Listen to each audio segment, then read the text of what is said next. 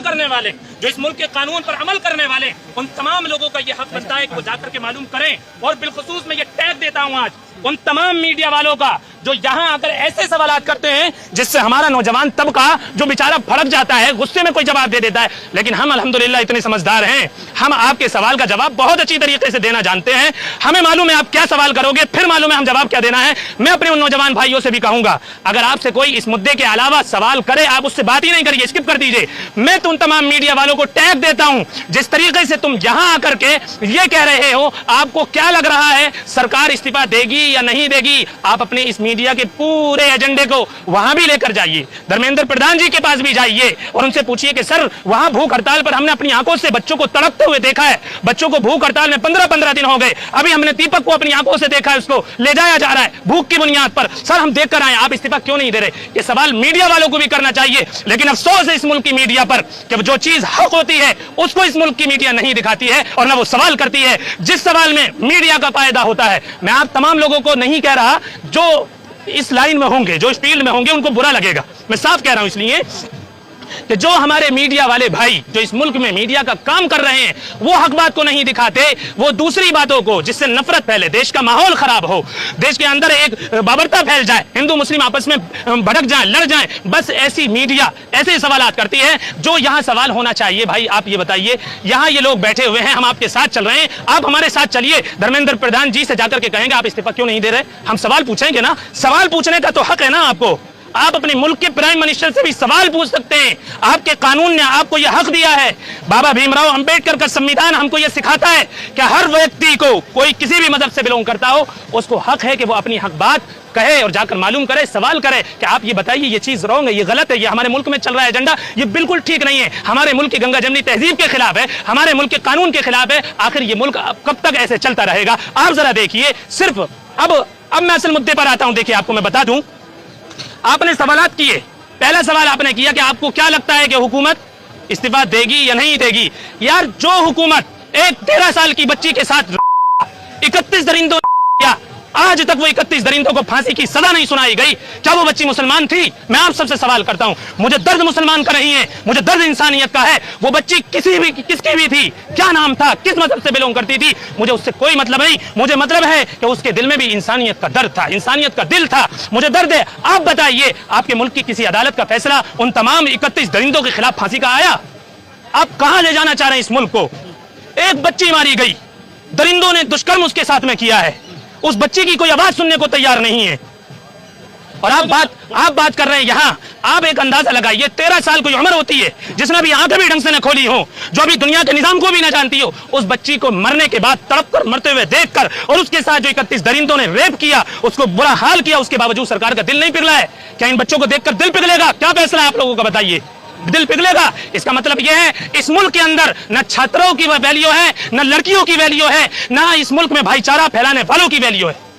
लेकिन नारा देते हैं बेटी बचाओ बेटी पढ़ाओ, बेटियों को आगे बढ़ाओ, नारे बढ़िया दे रही है। देखिए नारे इनके इतने खतरनाक, और ऐसा लगता है कि बस अब ये कानून अगले दिन से, प्राइम मिनिस्टर नरेंद्र मोदी जी ने कहा बेटी बचाओ बेटी पढ़ाओ, अब प्राइम मिनिस्टर जी ने क्या काम किया, अगले दिन से ही स्कूल वैन के पीछे जिसमें बच्चियां जा रही हैं, एक पुलिस फोर्स की गाड़ी लगा दी कि आपकी जिम्मेदारी है उस वैन को स्कूल तक पहुंचाने के लिए जाइए, आपकी ये जिम्मेदारी है। ऐसा लगता है उनके नारों से बस कल को ये वाला कानून आएगा। आप खुद बताइए, क्या इस नारे का वही सम्मान हो रहा है जो प्राइम मिनिस्टर साहब कह रहे हैं?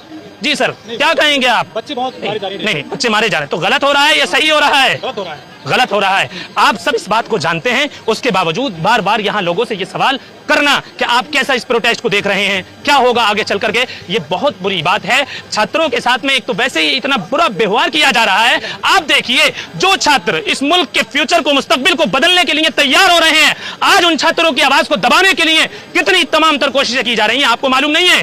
क्या ये छात्र किसी दूसरे मुल्क के हैं? बताइए, आप मुझे बताइए, क्या एक भी स्टूडेंट जो यहाँ पर मौजूद है, क्या वो किसी दूसरे मुल्क से बिलोंग करता है? क्या उसकी माँ किसी दूसरे मुल्क से बिलोंग करती है? बल्कि उसकी माँ ने भी अपनी कोख से उसको यहाँ जना है, उसके दादा भी यहीं के रहे, उसके परदादा भी यहीं के रहे, उसके बावजूद छात्रों को इंसाफ न मिलना, यह सरासर इस बात की अलामत है कि हम चाहे कुछ भी करते रहे, हुकूमत को फर्क पड़ने वाला नहीं है। लेकिन हम ये कहते हैं तमाम छात्रों से, तमाम उन लोगों से जो अपने आप को तालीम के मैदान में आगे बढ़ाना चाहते हैं, कि वो इस प्रोटेस्ट का हिस्सा बने और पीसफुली तरीके से, मोहब्बत के साथ नफरत को दूर रख करके लोगों को एक अच्छा पैगाम और मैसेज देकर के बताएं कि हम अपने इस मुल्क में तालीम का एक ऐसा मैदान और ऐसा फील्ड पैदा करेंगे, तैयार करेंगे कि जो अब चल रहा है कि आए दिन पेपर लीक हो जाता है, बच्चे रातों रात मेहनत करते हैं, उनकी माएं रातों को उठ करके दुआएं करती हैं, उनका बूढ़ा बाप एक रक्शे में सुबह सुबह जाकर रक्शे से मेहनत करके अपने बच्चे को नीट की तैयारी कराता है। और जो लोग आज कुर्सियों पर बैठे हुए हैं, जो लोग आज हमारे वोट देने की बुनियाद पर आज हुकूमत पर बैठे हुए हैं, आज वही लोग अगले दिन कह देते हैं पेपर लीक हो गया। अब मुझे बताइए उस बूढ़े बाप के दिल पर क्या बीतती होगी, या उस बूढ़ी माँ के दिल पर क्या बीतती होगी, या जिन बच्चों ने सुसाइड किया, क्या आज तक हुकूमत ने उन बच्चों के गम में वो शरीक हुए? आप हमें बताइए, क्या कोई सवाल किया हुकूमत ने आज तक कि नहीं हम उनके गम में शरीक हैं जिन बच्चों ने सुसाइड किया है? लेकिन यहाँ पर आंदोलन चला था पहलवान बेटियों का, वो भी यहाँ से खाली हाथ गए थे। क्या इनके हाथ में कुछ आता है? जो स्टूडेंट कर रहे हैं आंदोलन, हड़ताल कर रहे हैं, क्या यहाँ से न्याय मिलेगा? देखिए, आप अच्छी तरह जानते हैं, आप मुझसे ज्यादा बेहतर जानते हैं कि न्याय मिलेगा या नहीं मिलेगा। ये सवाल आप बार बार कर करके खुद फंस रहे हैं मुझसे। मैं पहले ही कह चुका हूं, आप देखिए मैं आपसे पहले ही कह चुका हूं, आपको मुझसे ज्यादा मालूम है, मुझसे पहले आपने रोटी खाई, आप मुझसे पहले दुनिया में आए हैं, आप मुझसे ज्यादा तजुर्बेकार हैं, और आप फिर बार बार वही क्वेश्चन कर रहे हैं कि न्याय मिलेगा। आपको नहीं पता मिलेगा या नहीं मिलेगा। आपका जहन, आपकी सोच, आपका दिमाग, आपका दिल क्या कहता है, न्याय मिलेगा या नहीं मिलेगा? इतने बड़े साइंटिस्ट को भूख हड़ताल पर बैठाकर, या इन बच्चियों को भूख हड़ताल पर बैठाकर न्याय मिलेगा या नहीं मिलेगा, या मिलना चाहिए नहीं मिलना चाहिए, फैसला आप खुद करें। आज के जज आप हैं, मैं नहीं। तो मिलना चाहिए, लेकिन देगी क्या सरकार? जी का स्वास्थ्य खराब हो रहा है, तो क्या करना चाहिए अब उनको? तमाम लोग अपील कर रहे हैं कि उनको हड़ताल तोड़ देनी चाहिए। सरकार बहरी हुई है, सुनती नहीं है। सरकार बहरी है, आप कह रहे हैं? ये वाली बात मैं तो नहीं कह रहा। तमाम लोग लिख रहे हैं कि सरकार सुन नहीं रही, इसलिए सोनम वांगचुक को अपनी शिकायत खत्म कर देनी चाहिए। अच्छा, यानी जो लोग मैदान में उतर करके अपने जज्बे और हिम्मत के साथ बैठे हुए हैं, याद रखें, ये लोग जो ये बात कर रहे हैं कि सोनम वांगचुक सर को तोड़ देनी चाहिए, हम ये कहते हैं कि नहीं, ये वो पहलवान हैं। एक मिनट, आप मैं पहले ही इनसे शर्त क्या शर्त हुई थी कि मैं जवाब दूंगा, बीच में आप नहीं बोलेंगे वरना मैं स्किप कर दूंगा। मैं पूरा जवाब मुझे देने दीजिए। सोनम वांगचुक जैसा इंसान, जो इस मुल्क का आइडियल, जो इस मुल्क का बहुत बड़ा साइंटिस्ट है, अब मैं ये बात कहता हूं, जो लोग साइंस को नहीं जानते वो साइंटिस्ट की वैल्यू को क्या जानेंगे? अब फैसला करिए। जो लोग साइंस नहीं जानते, जो लोग तालीम से वाकिफ नहीं, एजुकेशन से वाकिफ नहीं, वो किसी एक एजुकेटेड को जो बहुत बड़ा हो, जो बहुत बड़ा साइंटिस्ट हो, हमारे मुल्क का फख्र हो, वो लोग उसको क्या जानेंगे, क्या पहचानेंगे? लेकिन हम ये कहेंगे, अच्छा, अरे वाह, वेरी गुड। ये वाली साइंस हम लोगों के पास किसी के पास नहीं है ना, खुद साइंस के पास भी ये वाली साइंस नहीं है। कमाल ये है, खुद साइंस के पास भी ये वाली साइंस नहीं है कि नाली में पाइप को डाल करके गैस निकाला जाए। साइंस खुद हैरान है कि ये वाला सब्जेक्ट, ये वाला क्वेश्चन मैंने कब इजाद किया लोगों के लिए। साइंस खुद परेशान है। चाय बनाए हैं, ये तो आपको पता होगा भाई, मुझे तो नहीं पता, मैंने नहीं देखा उनको चाय बनाते हुए, क्योंकि मेरी जो एज है भाई। गोयल माने हुए पर्यावरणविद थे, वो देखिए, बैठे बैठे जान देती, लेकिन कोई सरकार का नुमाइंदा नहीं गया। अच्छा, तो आप क्या कहना चाह रहे हैं इससे? हम ये कहना चाह रहे हैं, उनसे सीख लेनी चाहिए, किसानों से सीख लेनी चाहिए। क्या पहलवान बेटों से सीख लेंगे, ये कहना चाह रहे हैं। शायद कि हम लोग अभी तक इसी धोखे में थे कि जो हमारे किसान भाइयों के साथ हुआ, जो हमारी उन पहलवान बेटियों के साथ हुआ, बच्चियों के साथ हुआ, वही इनके साथ होगा, ये भी एक दिन चले जाएंगे, समझे? उसमें हम ये कहते हैं सबसे बड़ी कमी जनता की रही। किसान आंदोलन में भी अगर ऐसे ही जनता साथ देती जैसे आज इस प्रोटेस्ट में जनता साथ दे रही है, हम ये कहते हैं किसानों को इंसाफ मिलता। लेकिन कमजोरी हमारी है, हम सिर्फ देख लेते हैं कि हिंदू मुस्लिम के नाम पर बांटा जा रहा है। एक टोपी वालों को देखो धड़ाधड़ फेरना शुरू कर दिया। अरे भाई, हमारा मुल्क तो ये है मेरे भाई, ये चंद दिन की कहानी है। मुल्क हमारा हम लोगों से ही चलेगा, मोहब्बत से चलेगा, प्यार से चलेगा, अमन से चलेगा, एक दूसरे के दर्द में साथ देने से चलेगा, एक दूसरे का भाई बनने में चलेगा, एक दूसरे की हेल्प करने में चलेगा। अगर हमने किसान भाइयों की मदद की होती, ये मैं बहुत बड़ी बात कह रहा हूं, बहुत बड़ा सवाल है मेरा, आपको किसी को इख्तिलाफ हो तो मुझे बता सकता है, यही पर टोक सकता है। अगर हम लोगों ने किसान भाइयों का साथ दिया होता, आज उनको भी इंसाफ मिलता, उनको भी इंसाफ मिलता। लेकिन प्लीज लिसन टू मी। लेकिन हम ये कहते हैं, अब हम इंशाअल्लाह, हम जितने भी छात्र हैं और इस मुल्क के जितने भी स्टूडेंट हैं, वो समझ चुके हैं कि हम हार मानने वाले नहीं हैं। हम इस मुल्क के तालीमी सिस्टम को बदल कर रहेंगे, ये तमाम छात्रों ने ठान लिया है। और हम भी यही कहते हैं, पुरअमन तरीके से, पीसफुल तरीके से, मोहब्बत के साथ हम इस प्रोटेस्ट को जारी रखेंगे।